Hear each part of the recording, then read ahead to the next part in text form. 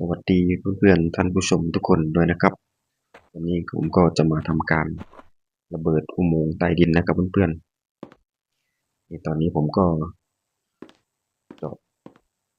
เจาะอุโมงค์เข้าไปได้นิดนึงนะครับเพื่อนตอนนี้เราก็จะมา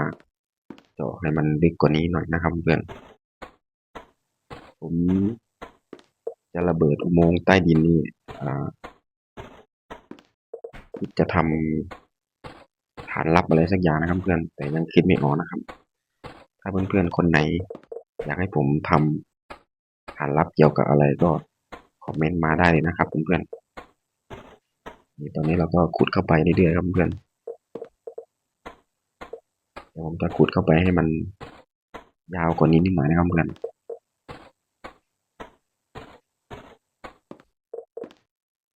โอเคตอนนี้เราก็เจาะเข้ามาลึกพอสมควรนะครับตอนนี้ผมก็วางระเบิด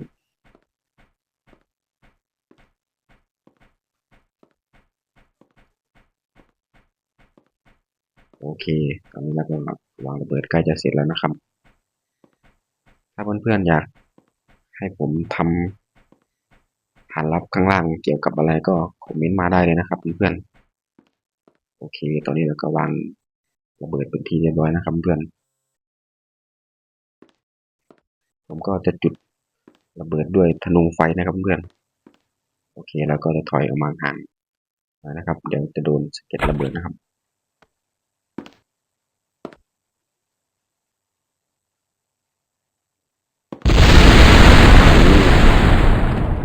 เปิดแรงแผ่นดินไหวเลยครับโอเคเราจะเข้าไปสำรวจก่อนนะว่าข้างในเป็นยังไงบ้างนะเพื่อนโอ้โหมืดตื้อโอเคปักไฟก่อนจะได้สว่างสว่างหน่อยนะโอ้ถ้าไม่มีไฟนี่น่ากลัวนะครับเพื่อน